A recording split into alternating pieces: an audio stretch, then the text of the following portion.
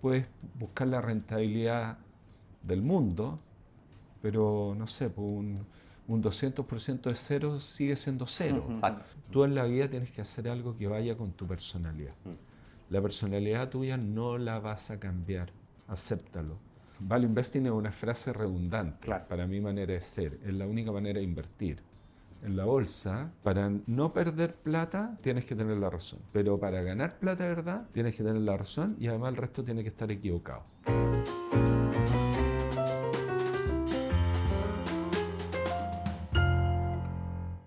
Hola, ¿cómo están? Bienvenidos a un nuevo capítulo de Mente de Inversionista, nuestro podcast de Patrimor, en donde queremos comentar, expresar, compartir la visión de muchos actores del mercado.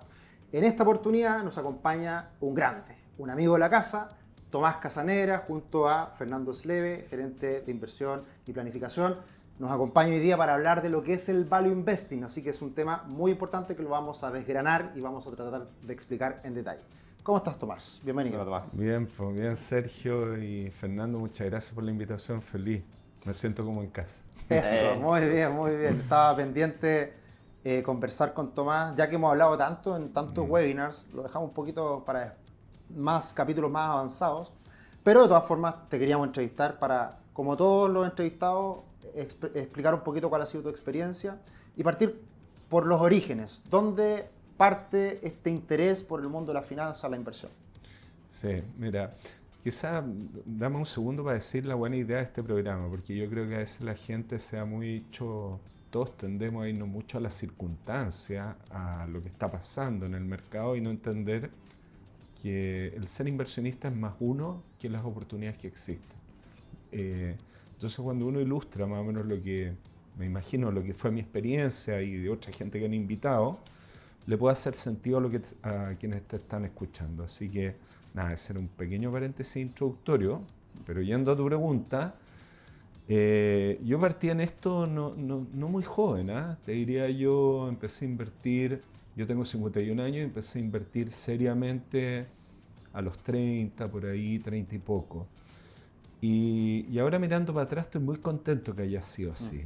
Hay gente que yo veo, hasta amigos de mis hijas, que han sido sobrinos adoptivos, por llamarlo de alguna manera, que quieren invertir. Lo cual por un lado me parece bien, pero tiene sus riesgos. Y hay varias cosas que quiero hacer sentido ahí.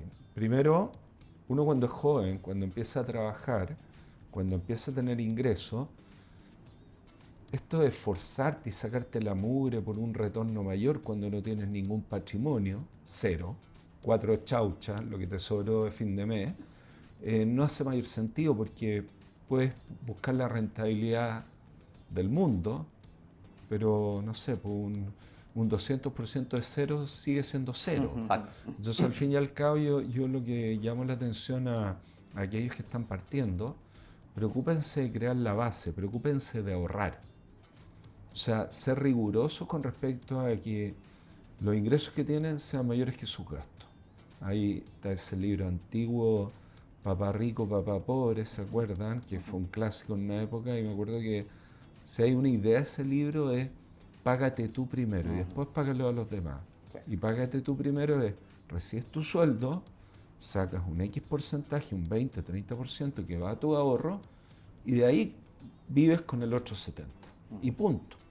Entonces, Generar ese hábito. claro, porque al final tu parte recibes plata y le pagas a terceros, incluso le pagas a cuentas que te venían de meses anteriores, de tu tarjeta de crédito, un montón de cosas. Y si tú lo piensas desde el punto de vista matemático, en el comienzo de la carrera, lo importante es ahorrar, crear una base. Y después, la rentabilidad. Yo creo que la gente a veces comete el error de buscar rentabilidades, primero que nada, son no sustentables. Claro. Porque como no tienes patrimonio, dices, compenso con tener rentabilidad del 100% al año. Nobody. ¿Ah? Entonces, sáquense esa idea de la cabeza. Primero, es la base. Yo creo que eso tuve la suerte de poder hacerlo, dedicarme a mi carrera, a mi profesión, de crear una base que en el futuro la pudiera invertir. ¿Cuál es tu profesión, Tomás? Yo soy ingeniero civil. Perfecto. ¿Y el cambio hacia las finanzas viene Sí. por un tema del trabajo mismo que tuviste cargo financiero? Y ahí, digamos, la derivada posterior al mundo de las acciones. ¿Fue un poco así? Fíjate que no tanto. Me Ya. gustaban las finanzas y me empezaron a gustar ya, recuerdo, en ingeniería civil no sé mucho de finanzas, pero Claro. cuando había una oportunidad de tomar ramos optativos, los tomaba, Ya. ¿ya? Y lo encontraba como un ejercicio teórico muy interesante. Me gustaba la economía, me acuerdo haber sido ayudante de microeconomía, varios cursos así. Eh, y, y eso siempre me gustó como cosa, no sé, como que de repente hay unos ramos que te gustan por lo que son, pero Claro. no porque piense o no pensaba en ese momento que me dedicara a aquello. Y nada, no, yo creo que... Y después seguí con esa onda. Después los estudios formales de finanzas más bien los hice después en un posgrado. Me fui a Estados Unidos, hice un MBA en Wharton y ahí, además una escuela, En financiero. claro, muy famosa, pero particularmente el departamento de finanzas muy conocido, qué sé yo. ¿Y ahí cuando hiciste ese estudio era porque estabas tomando la decisión de irte al mundo más financiero o era dentro de esta partida del campo Claro. laboral no Yo- financiero? Yo era ejecutivo de la antigua Enercia acá en Chile y en esos momentos existía algo que enviaban a 1 o 2 personas al año a hacer un posgrado con el compromiso que volviera. Era la actual Enel, pero la Enercia antigua y qué sé yo. Y yo creo que fui tal vez el último, uno de los últimos en agarrar El beneficio. llámalo así, el beneficio. ¿Ya? Entonces era tú postulabas, tú tenías que conseguir que te aceptaran una buena escuela de negocios y después ellos te financiaban tanto los estudios como tu vida allá. Entonces como experiencia yo quería y me gustaban las finanzas y tenía como ese bichito, pero al mismo tiempo como que no podía cuadrar el círculo, trataba en mi cabeza cuadrar el círculo. Para mí tanto la economía como las finanzas en un estudio teórico me parecía algo muy interesante, pero tenían, a mi juicio, como lo veía yo, dos desventajas. Una que sentía yo que había poca matemática involucrada, a veces hacía mucho en la cháchara, que para mí con mi formación más ingenieril encontraba que estas soluciones, sí, pero no, pero si subimos esto, bajamos esto. Depende. Claro, y no había un número que nadie pudiera hacer porque era como... Sí. Y lo otro que, bueno, varios defectos que ya he encontrado. Uno, en el fondo, que los fenómenos económicos y financieros la gente se olvida, pero son, llámalo así, muy contables en el sentido que tienen todos crédito y débito. Todas las cosas que tú hagas en la economía y en la financia tienen un lado que te dispara para allá y un lado que te dispara para acá. Y uno lo escucha todos los días, y a mí me llama mucho la atención que los mismos economistas, por ese motivo, te dicen este lado y se le olvida este, o viceversa, dependiendo del gusto. Ahora estaba escuchando justo en la radio el efecto, por ejemplo, por poner un ejemplo, el efecto de cómo una supuesta baja de tasa de interés debilita el peso. Y si tú lo piensas, obvio, debilita el peso. ¿Ah? Porque en términos relativos tú vas a querer tener tu plata en Estados Unidos, una tasa en términos relativos mayor, por decirte. Claro. Entonces eso debilitaría el peso. Pero al mismo tiempo tú dices, ¿qué significa eso en la práctica? ¿De dónde viene? Y viene una inflación, ¿no es cierto? O sea, más allá de las decisiones del Banco Central, ¿ah? Hay decisiones con respecto a que la moneda ya se desvaloriza con respecto a los bienes y servicios y con respecto a monedas extranjeras. Entonces es como, no sé, siento que hay muchas desconexiones con respecto a contarte un lado de la película y no el otro y viceversa. Otro ejemplo quizás más general, los retiros de la AFP. También. Obviamente que iba a pasar algo, o sea, siempre hay Totalmente. consecuencias. En definitiva, Siempre hay consecuencias. ese doble lado del balance, siempre es que si tú necesitas plata, porque la estás sacando de algún lado, Sí. y así y viceversa. Entonces, es una manera interesante de ver cómo, en definitiva, van pasando las cosas también en el mundo de la inversión, que Tal es cual. precisamente lo que uno analiza. Y en el mundo de las inversiones, claro, y viene este otro que para mí era lo que más me hacía ruido con respecto a la economía y a la finanza, era esta supuesta capacidad de los mercados para tener la razón. Y yo esa cuestión la verdad es que nunca lo entendí. Me acuerdo que en clase de microeconomía, cuando te decían, no, es que llegabas a conclusiones como que el nivel de producción era aquel que el precio igualaba al costo marginal. Y yo decía, ¿y por qué? ¿Pero por qué no quieren ganar plata? No, porque si hay alguien que gana plata va a entrar otro, ¿para quién le va a sacar la plata? Y al final, puta, y todo un rollo. Un equilibrio perfecto. Un equilibrio así del mundo de Bill Cipap, Claro. que tú lo ves en la realidad y no ves por dónde. Sí. Después ves cosas, ¿para qué decirte? Estos modelos financieros, todo este esfuerzo sobrehumano de calcular tasas de descuento con modelos súper sofisticados y te tenían ahí calculando cuestiones con letras griegas y tú dices, ¿y para qué? Se cambia de un día para otro. No, además, mira, dos cosas. Primero, la gente no sabe calcular el numerador, el flujo de caja libre que genera un negocio. ¿De qué les sirve andar calculando al quinto decimal un denominador que por lo demás es muy personal? Porque al final, oye, si yo me levanto en la mañana es porque quiero tener la tranquilidad de ganar un 15%. Y la situación de un inversionista va a ser distinta que la de otro. Warren Buffett no se mete en algo que no crea que va a obtener un 20% de retorno anual, pero puede ser que una tía que tenemos por ahí con un 5 está bien, si no, Esas son tasas de descuento totalmente distintas por cada uno persona. es lo suyo, cada uno tiene su tasa de descuento, entonces no vas a pedir que un modelo te diga a ti cuál es tu tasa de descuento por la cual tú estás dispuesto a levantarte en la mañana o a tomar ciertos riesgos. Todas estas confusiones entre riesgo y volatilidad, en fin. Ya, y todo eso para mí era algo que yo lo estudié con mucha profundidad, te voy a decir, porque me gusta estudiar, me gusta leer. Pero siento que después ya dejé estos estudios, me fui a Brasil a pagar en carne mi compromiso de los estudios. Y seguí con un cargo ejecutivo, estuve de gerente general de una filial de Nersis allá.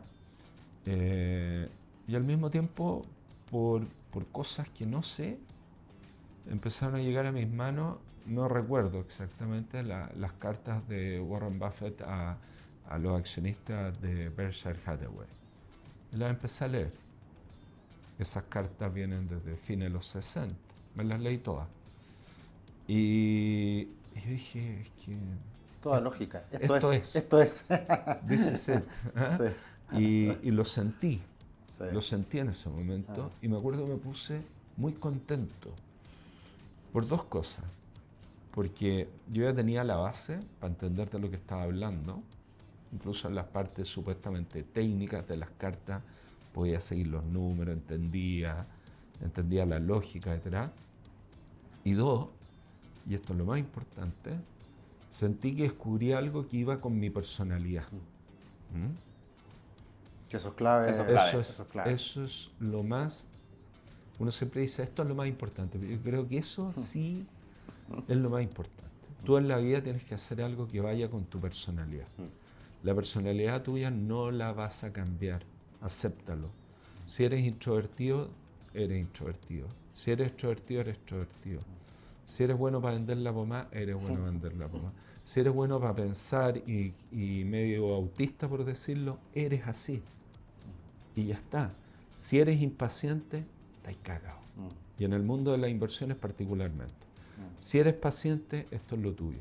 Entonces, en el fondo, llego a algo, descubro un inversionista exitoso, alguien que ha demostrado por 6 décadas lo bien que lo hace, y sus socios y sus grupos, y está este grupo de los que, entre comillas, alumnos de Ben Graham, que está él y cuantos más, y tú dices, hay un ensayo en los 80 que escribió Warren Buffett sobre la historia de ellos, que es esto de la granja, le llama Grahamville, de la villa de Graham, de todos los que estuvieron con él. ¿Cómo es posible que todos los alumnos de él fueron tremendos inversionistas?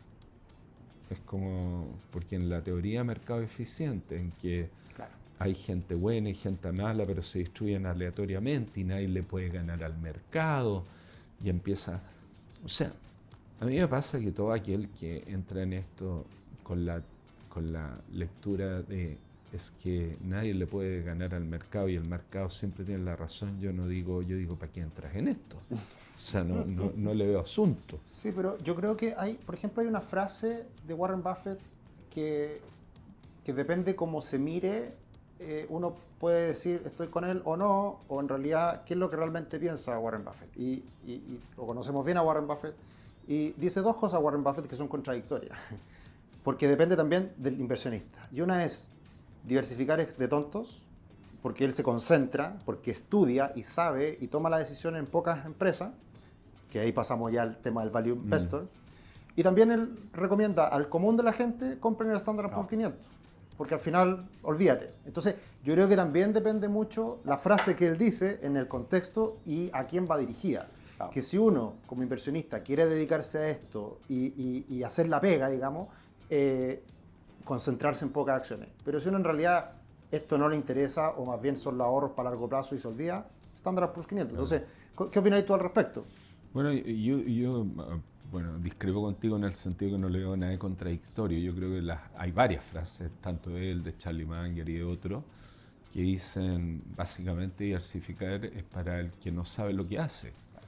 Y la mayoría de la gente no sabe lo que hace.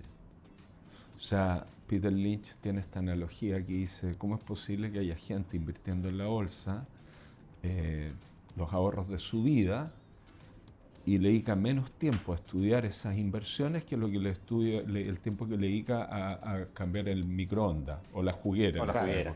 O Estudiar el televisor nuevo, que me compré un televisor y se lee todos los catálogos y ya hace estudio de mercado y viven con el mejor televisor y va y cotiza y llama aquí donde está más barato y no sé qué. Y la gente se dedica mucha energía para cambiar la parrilla acá, ¿no? Y después lo ahorra su vida. ¿Y dónde invertiste? ¿Y cuánto factura el negocio tuyo? Es que no tengo idea. ¿Cuánto gana? Bueno, no sé. No tienen idea. Entonces, esas son las personas que no saben lo que hacen, y para ellas sí, diversificar y entrar a un fondo totalmente diversificado, costo bajo, es sin lugar a dudas lo que tienen que hacer, pero sin lugar a dudas. O sea, yo creo que no hay... Lo demás es suicida. Y es más, Howard Marks, otro value investor, dice, claro, lograr los retornos del mercado es algo que prácticamente cualquier persona que acepta sus limitaciones lo podría hacer. El problema es que mucha gente, por algo, no logra los retornos del mercado. La mitad no lo logra, la otra mitad lo sobrepasa. En plata, no hay gente. Esa es la media. Yo te digo, no tengo ninguna duda, pero para que exista gente como Warren Buffett, Howard Marks, los Peter Lynch de la vida, los que sean, poquitos acumulando esos niveles de fortuna, para que el promedio te dé el retorno de mercado, es porque hay millones de millones que están bajo el mercado. A mí me da mucha risa, la gente dice mucho así como, ay, pero es que no le ganan al mercado. La gente no es consciente de eso. La bolsa históricamente ha dado un 10% al año. La gente como que haga sus cuentas, eso significa que cada 7 años duplicaste, cada 14 lo multiplicaste por 4. Si haces una vida, lo multiplicas por 8 o por 10 veces. Tú has multiplicado tus ahorros por 10 veces, te digo gente mayor, no. Entonces no le ganaste al mercado. No vengas con tonterías. Entonces, lo miran muy en menos, pero no es en menos si eres disciplinado y estás jugando el juego en largo plazo. Yo diría es muy meritorio, y ahí viene el otro tema, porque por ahí no pasa la racionalidad o la genialidad, pasa la capacidad de la disciplina. O sea, la misma disciplina que tiene el tipo que es capaz de ahorrar todos los meses un 20% de su sueldo, el tipo que es capaz de meterse en un programa para invertir, que sabe que los retornos van a ser en largo plazo. Van a tener un buen pasar, una buena vida, una buena PG, y no van a andar preocupados que si la pensión de la FP es mucha o poca. Entonces, yo ahí vuelvo al tema de value investing. Es como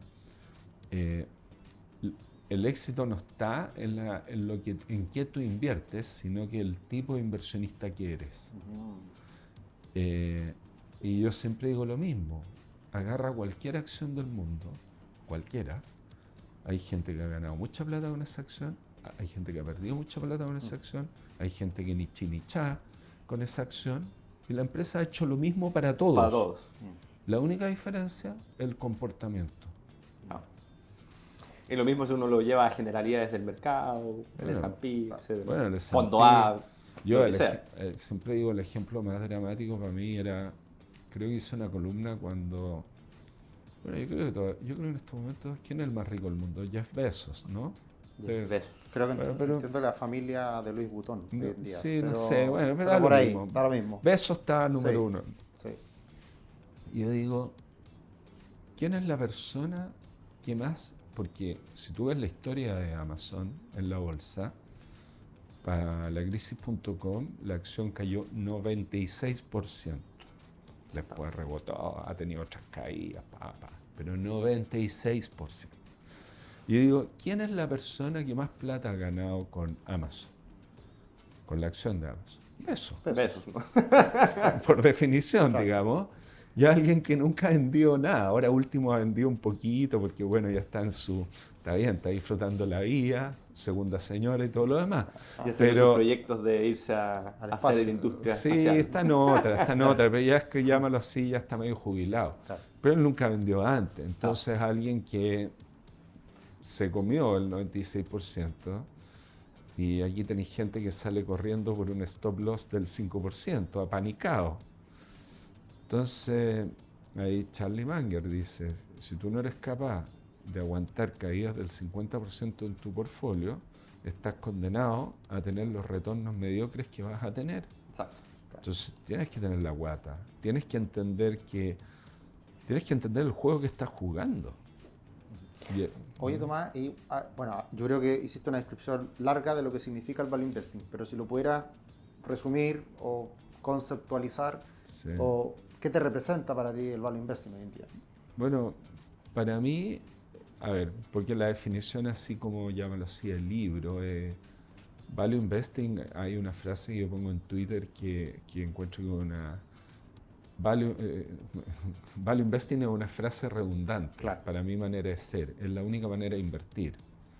O sea, invertir básicamente en el entendido de lo que entendemos por invertir es comprar algo por menos de lo que vale y entender que si bien el mercado muchas veces puede tener un buen juicio con respecto a lo que las cosas valen, eso no está escrito en piedra, no son los 10 mandamientos esa cuestión. Se equivoca y la demostración es cómo fluctúan los mercados y pasa todo el día, a toda hora, todos los años, en todas las empresas. Entonces, si tú partes del supuesto que las cosas valen algo y tú eres capaz de estimar lo que las cosas valen y compararlo con el precio, eso es value investing. Es decir, quiero comprar algo por mucho menos de lo que vale y soy capaz de esperar. ¿Ya? Eso es la definición. ¿Pero qué significa eso para mí? Significa dos cosas. Significa hacer cosas que me gustan, que es una cosa media intelectual, que es formarme un juicio más o menos de las cosas, de lo que valen las cosas. Y aquí mucho ojo con lo que vale. Lo que valen las cosas no es el precio objetivo a 12 meses. No. Uno primero tiene que ser modesto con uno mismo. Uno con suerte. ¿Qué vas a ver unos 12 meses de lo que va a estar algo? Uno, eso. Y dos, tú te puedes decir, mira, esta es una empresa, yo siempre digo así. A ver, partamos por cosas básicas. Esto es una empresa de $1.000 millones, de 100 o de 10.000. No me miren el precio. Miren los balances de la compañía, miren el estado de flujo, vean lo que ganen, vean su historia. Y por favor, díganme primero si es una empresa que debería estar en bolsa a 100, a 1.000 o a 10.000. Magnitud. Magnitud, un orden de magnitud. Y value investing no es más que eso. Si tú, al final, y yendo a lo que más me gusta, a veces la gente se desespera, es que no le podemos dar un orden. Sí, pero viejo, realmente tú, bajo ciertas lógicas, esta compañía era estar entre los 3.000 y los 5.000 millones de dólares. Por pi. ¿Estamos de acuerdo? Estamos de acuerdo. Entonces, si la encuentras a 3.000, a 4.000 o a 5.000, tú no haces nada. Pero si un día está a 800 millones de dólares, tú compras. Primero entiendes por qué está a 800, porque quizás sí pasó algo por detrás. Bueno, ahí viene otro tema que es muy heavy. Que ya viene la segunda parte de la cuestión. Primero formarte la opinión y después viene el tema tuyo de tu guata y de tu convicción en cuanto a tu capacidad de tener la razón. Porque yo siempre les digo, en la bolsa, para no perder plata, tienes que tener la razón. Pero para ganar plata de verdad, tienes que tener la razón y además el resto tiene que estar equivocado. Entonces es jodido. Ganar plata de verdad en la bolsa es jodido. Es jodido porque tú llegas y vas y conversas con gente y ahí hay muchos inversionistas que no conversan con nadie, otros que sí, pero con selecto grupo. En general, el típico inversionista exitoso o no conversa con nadie o conversa con otros tres más exitosos, porque sabe que cuando está detrás de algo grande, no va a estar un cartel en todas las corredoras, compre. No, y por otra razón, que si le estáis preguntando a todos, estáis nublando tu propio juicio. Por supuesto. Entrar en dudas, finalmente entrar en comparativas que quizás son erróneas. Así es, pues nublas tu juicio. Ahora, nuevamente, por eso mismo tienes que saber lo que hace, porque por otro lado, alguien que no sabe nada, volvemos al caso base, que es el caso invierte en un fondo ultra diversificado, pim, pam, porque, chuta, si tú le dices a alguien que no sabe nada, que sea un cabeza dura y que se deje llevar por sus instintos, lo estáis mandando al precipicio. Exacto. Se va a tirar, no sé, pues del acantilado pensando que puede volar. Y de ahí, ¡pam! Entonces, también hay que tener cuidado con eso. Entonces, para mí, Value Investing, ¿qué significa? Poder mezclar el tema racional con el tema, llámalo más espiritual quizá, de conocerte a ti mismo. Más de desarrollo personal, yo De diría. conocerte, sí, desarrollo personal. Y conocerte a ti mismo, ¿en qué sentido, digo yo? En el sentido de, a ver, muchas veces muchas veces muchas veces he estado tentado en meterme en inversiones X, pero yo sé que hay factores ahí que yo emocionalmente, de llegar a ocurrir, yo no los voy a manejar bien. Entonces, es como una mezcla entre, ya, ¿qué es lo que tú sabes de este negocio? Yo sé esto, y hay otro aspecto que yo no sé tanto. Entonces, como ese aspecto yo no sé tanto, y después el día de mañana empieza a andar mal en ese aspecto, digo, chuta, no vaya a ser que yo estoy equivocado, que todo el mundo tiene la razón. Y yo no vi esto porque no Y tenía yo la no vi experiencia. porque no tengo la experiencia, el no sé qué, en fin. Entonces, yo creo que mezcla todo, mezcla tu carácter con tu intelecto y en ese sentido lo encuentro como algo muy satisfactorio. Me gusta también porque es una pega que puedes hacer hasta los Muy 100 bien. años, literal, como Charlie Munger, que murió hace poco. Y es una pega que te permite tener un buen pasar también si lo haces bien, pues entonces qué mejor. Tiene muchas cosas positivas. Mm. Sí. Oye, Tomás, y ahí dijiste una cosa clave que es tratar de mirar lo que tú sabes mirar finalmente. Sí. ¿Podéis dar un ejemplo que sea un poco más concreto en tu caso personal, por ejemplo? Sí, Por ejemplo, ¿con qué partiste tú cuando esos primeros años de vida? Yo partí primero, y yo creo que esto es lo más importante, supe hacerle el quite a cosas que para mí eran evidentes que no volaban. Me acuerdo, yo creo que lo que me convenció a dedicarme ya como de lleno a esto fue el caso La Polar. Me acuerdo que tuve muchas discusiones, yo estaba empezando a invertir. Y, por favor, esto es como, yo no me quiero dar de especialista en retail porque no me considero ni mucho menos, como que no me considero tan especialista en nada. Pero sí hay cosas que para mí existen y cosas que no existen. Y me acuerdo que en aquella época la sensación del mercado era, oye, pero está la Polar, que compara, es mucho más barata que Falabella, mira lo bien que va, mira las utilidades, pa. Yo creo que una de las cosas que yo me manejo muy bien es una cuestión muy técnica, pero es mirar los flujos del negocio. Yo no tenía idea si la Polar no me iba a ver con las repactaciones, no repactaciones, ¿eh? Pero lo único que sabía es que el flujo de caja no conversaba con las ganancias. Y no conversaba para nada. No era un tema temporal, corregible. No conversaba desde que la empresa era empresa. Claro. ¿Ya? Y eso es súper importante porque las repactaciones fue la consecuencia de esto que tú precisamente viste. Claro, yo lo que veía eran estados financieros en los cuales un flujo de caja libre completamente negativo. Se veía, digamos, como nos gusta decir, a veces el balance tiene esas puertas donde tú puedes meter a los muertos, los esqueletos. Entonces se metían en estas cuentas por cobrar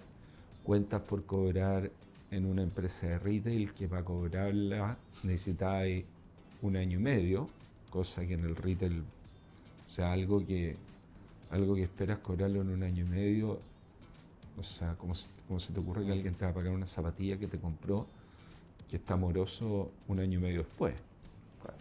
O sea, ya no existe ni la zapatilla. Muerto, ya fue. Estaba muerto. Entonces era como un lugar donde iban al balance todos estos zombies.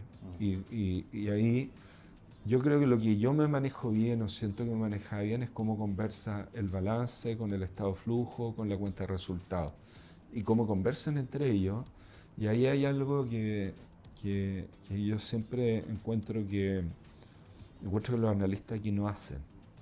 Aquí los analistas agarran una cuenta de resultados, ping, salió el trimestre, lo enchufan en un Excel y le ponen sus proyecciones a ese Excel y se olvidan de todo lo demás. El problema de eso es que cuando tú aprietas un estado financiero, el cototo lo ves en otro estado financiero.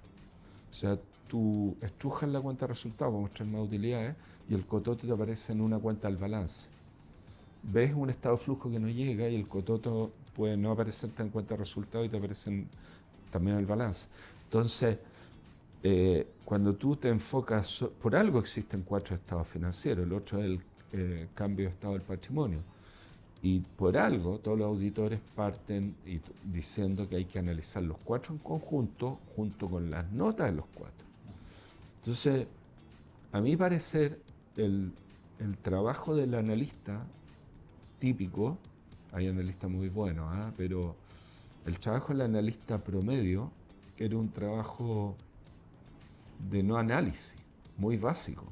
O sea, era como que tenía una máquina que sale en estado financiero en la página de la Super en esa época y lo enchufan en un Excel y eso automáticamente te cambia el precio objetivo, que un ponderado, el múltiplo, no sé qué, con no sé cuánto.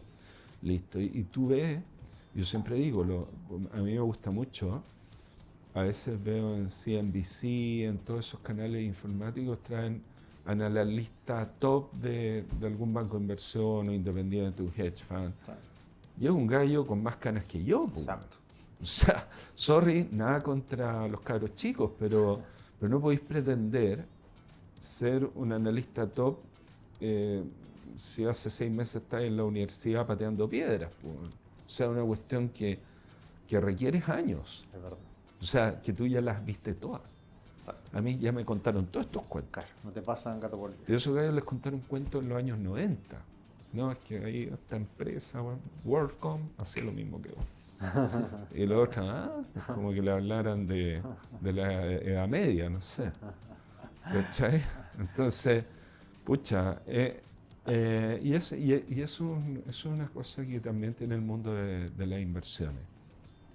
Y muy buena. En la mayoría de las profesiones, si no en todas, a mi edad, a los 51 años, tú ya estás ahí en rendimientos decrecientes. Como que, imagínate, eres un cirujano famoso, ya, la manito.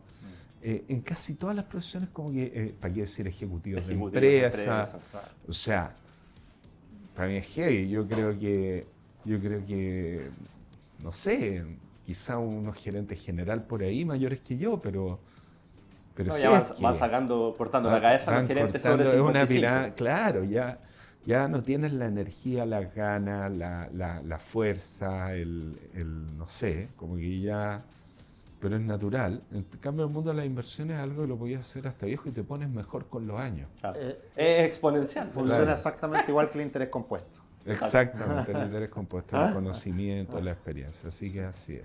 Bien. Oye, vamos con las experiencias del pasado. ¿Cuál ha sido tu peor experiencia en el mundo de la inversión? Mira, y yo donde me sentí, fueron dos experiencias muy parecidas y a ver, he cachado, pero ahora las veo con mucha alegría, Ya. mucha. A ver, primero que nada, yo siempre, y te diría de esa experiencia, siempre he sido más como, he sentido que mi, entre comillas, aporte no es encontrar la empresa que la va a romper, que se va a multiplicar por 10, no, pero sí evitar los muertos.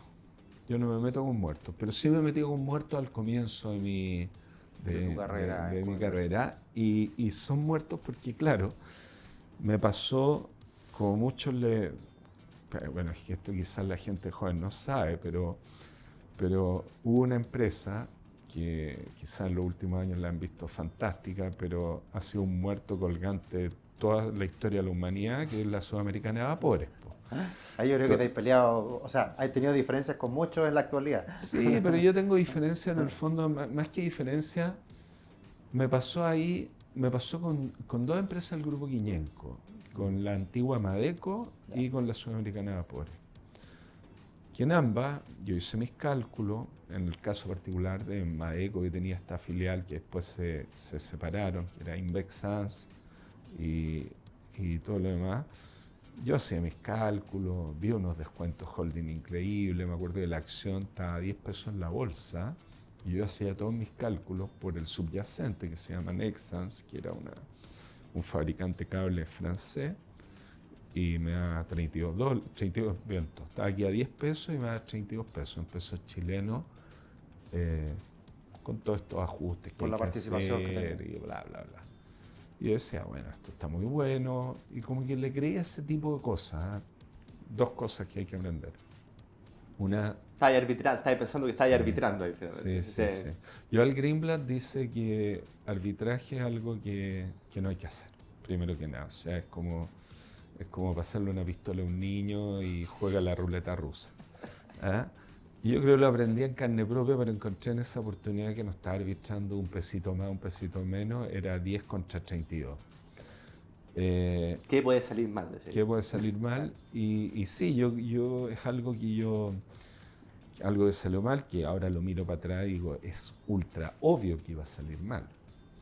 Pero efectivamente fue una serie de aumentos de capital en esta 10 pesos. No me falló el numerador, el valor de las compañías yo lo tenía claro, me falló el denominador, que ese valor se divide en cuántas acciones, ¿no es cierto? Y efectivamente, si tú haces un aumento de capital, multiplicas el número de acciones por 3, y una Invexan hizo un aumento de capital que fue un 3 por, y la otra, la prima hermana Tecno, no sé cuánto, que no me acuerdo cómo se llama, fue un 5 por. Entonces, cuando te hacen eso, automáticamente tú estás dividiendo, o sea, el nuevo valor justo está más cercano a 10 que al valor que se emite en las nuevas acciones, que al 30 y lo que sea. Claro. ¿Ya? Por definición, es una cuestión aritmética, matemática. Y ahí tú, si no tienes la voluntad o la plata para multiplicar por 3 tu inversión, automáticamente te diluyen. Y te diluyen barato. Y ese tema de las diluciones fue un tema que lo aprendí en sangre con la Sudamericana de Vapores, con esta Invexans, y un tema que le hago el quita hasta el día de hoy. Es un patrón de Quiñenco, entonces. Sí, pero más que no, pero es que, ojo, hay muchas empresas que... Sí. O sea, bueno, hubo una época que hubo mucho aumento de capital en Chile, que fue hace Mucho. unos pocos años atrás, cuando las cosas empezaron a andar mal, muchas empresas tuvieron que hacer aumento de capital. Y eso le golpeó mucho a la bolsa en su conjunto. sí. Y yo creo que me pasó también esa cosa que yo no podía entender cuando veías analistas justificando el precio de LAN después del Chapter 11, que se desmoronó hasta los 800 pesos, pero encontraron que estaba súper bien 800 pesos. Después a 400 pesos encontraron que estaba súper bien, a 300, cuando ya estaba anunciado que el número de acciones se iba a multiplicar por 1000. Y está anunciado que el Enterprise Value, el Enterprise Value de la empresa reestructurada iba a ser 10.000 millones de dólares, que fue lo que negociaron con los acreedores. Entonces hay que ir uno por el otro y darte cuenta que las nuevas acciones iban a estar a 10 pesos. Claro. Entonces, ¿cómo es posible que una de cada 1.000 acciones estuviera bien valorada a 300 pesos cuando nos decían que todas las restantes, claro, iban a estar a 10 pesos? Claro, me acuerdo así el cálculo de que debería valer, no sé, la empresa al precio actual por la multiplicación de acciones tenía que valer 50.000 millones de dólares, una locura. Era más, claro, me claro. acuerdo que me daba Era más, era una locura. Llegó un momento que si tú sabías, y era un hecho público, se multiplicaban por 1000, entonces si ese precio estaba correcto, Claro. lo que estabas diciendo es que LAN, al multiplicar el market cap de ese momento por las 1000, para que el precio, 300, 400 pesos que estaba la acción, tuviera correcto, la LAN, después de la reestructuración, debía valer la suma de, me acuerdo, lo escribí por ahí, el JP Morgan más Claro. Walmart, Sí, juntos. Era juntos, Me claro. acuerdo. O sea, una cuestión que tú decías, ¿qué se fumaron estos gallos? Oye, estás tocando un tema súper importante que es evitar malas. En este caso tú evitaste la de la Polar y evitaste la de la TAM, que muchos Sí. cayeron y fue evidentemente... O sea, he evitado, a ver, muchas veces en la duda abstente. Sí, es que ¿sabes a lo que voy? Que también muchas veces la gente, cuando se asesora o cuando toma esta cierta distancia respecto a algo que se está hablando en el mercado y que puede ser una oportunidad, eso no lo cuentan como ganado. Porque mucha gente cuenta solamente las ganancias reales, pero el dejar de perder, que puede ser mucha plata y perder básicamente todo tu capital en algunos casos, no se cuenta como algo que te suma en definitiva, que es evitar las pérdidas para mantener tu capital y hacerlo crecer en el tiempo. Así que yo te las cuento como buenas, Sí. el no haber estado en esas grandes malas de la historia. Pero ahora te pregunto por las buenas. ¿Cuáles han sido tus Oye, buenas que te dan satisfacción? Gracias por contármela las buenas, pero particularmente para mí son muy buenas. O sea, y solo un paréntesis anterior al otro que lo voy a responder. Particularmente siento que en el fondo cuando tú evitas aquellas cosas que, no solo porque puedan salir mal, sino que si tú tienes dudas con respecto a una compañía, no tienes la seguridad absoluta, el mercado te va a poner a prueba. Entonces puede ser que vas a tirar el mantel en el momento menos oportuno. Entonces, nuevamente, yo está lleno de oportunidades que me perdí, pero un montón. ¿Me pone triste? No, porque a mí lo que me pone triste es que algo que compré haya salido mal. No algo que no compré. Y yo lo acepto. Eso también es un tema Pero eso es emocional muy importantísimo. personal y también va con tu autoconocimiento. Claro, lo que pasa es que ahí viene nuevamente el asunto, pues, porque tú tienes que estar tranquilo para esperar. Ahora, yendo a las que me alegran, yo creo que han habido varios aciertos y nuevamente volvemos al tema nuevamente como de invertir la cosa. Por ejemplo, una que en particular me alegra mucho porque invertí mucho. Yo creo que de lo más que invertí, no sé la que más he invertido, pero seguro entre las dos o quizás la que más, 3, ¿ya? Pero invertí por una razón totalmente distinta, que era una razón de que tenía la seguridad absoluta. No te digo absoluta, porque claro, es como decir, ay, si mañana cae un meteorito en la Claro, Tierra y obvio, explota. obvio. No. Absoluta entre las cosas que... Los parámetros parámetros normales. visibles. Claro, y como dice Warren Buffett, o sea, si cae un meteorito en la Tierra, ¿qué me importa mi plata? Bueno, voy a andar Claro, preocupado de otra cosa. No, digamos, ya. Pero que me alegró mucho fue porque yo tenía esa tranquilidad de que no podía perder plata a ese precio. Y ahí me acordé justamente de algo que también dice Joel Greenblatt, gran inversionista, léanlo, síganlo, véanlo por ahí, que dice, yo donde más invierto no es donde creo que voy a ganar más, es donde estoy seguro, la probabilidad de que pierda no existe. Y a mí me sacan esa cosa de la ecuación y todas las otras alternativas también para mí. entonces estoy dispuesto a ponerle con ganas, ¿ya? Y llegó un momento muy curioso para mi gusto. A ver, primero una empresa a la que soy accionista full, que es Habitat, ¿ya? Y me acuerdo que siempre Habitat yo la he encontrado barata. Tenía pocas acciones antes de que ocurriera este evento, ocurrió este evento y le puse así a manos llenas, ¿ya? Y pues siempre la encontré relativamente barata a mi juicio, para lo que te entregaron. Claro. Y viene este famoso anuncio del fin de la AFP. Y yo dije, bueno, ¿qué es lo peor que puede pasar? Que la cierre. Que la cierre. Que sea el fin de la Sea el fin AFP. de la AFP. Ya, ok. ¿Y si es el fin de la AFP? ¿Cómo voy yo ahí? Veo el balance, reviso, está el encaje, una empresa sin deuda, una empresa que no tenía básicamente ningún tipo de pasivo. Y básicamente el único activo que tenía era caja propia y una caja, que es caja también, que se llama encaje, pero está en los activos no circulantes. Y es una platita que es una plata que obliga para que estén alineados los incentivos de los que la administradora le administra su plata con lo de los accionistas, le exige la regulación que el 1% lo pongan de plata propia e inviertan los mismos instrumentos, bla, bla, bla. Pero esa era plata de los dueños. Y al final, haciendo el neto de esta plata, llegaba a 500 pesos y tanto. Y la acción estaba a menos de 500. Yo dije, a ver, y además era una empresa que operaba en Chile, esto podía pasar en Chile, pero también en Perú y en Colombia, y también habían encajes allá y cosas, porque el modelo allá es bien similar al chileno.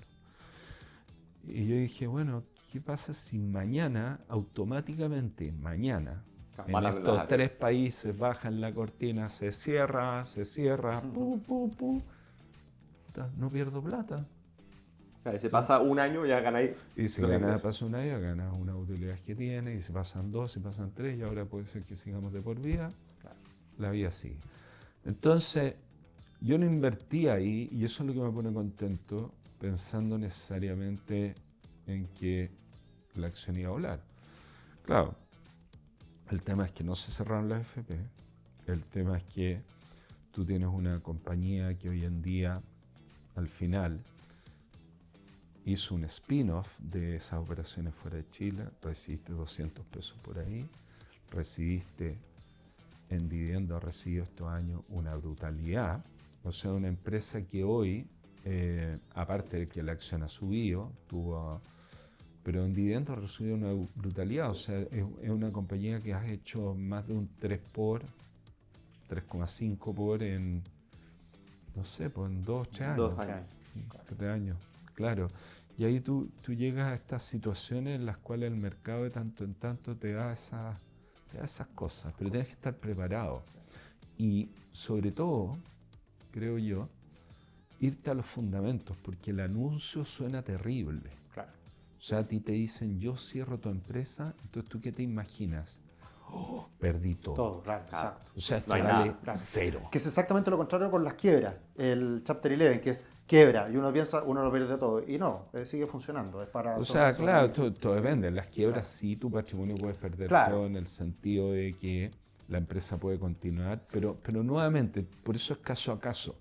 A lo que voy yo es que es muy importante ponerte en el peor escenario. Y cuando realmente sabes cuál es el peor escenario y ese peor escenario no significa para ti perder plata, o sea, estás en un escenario que pocas veces ocurre.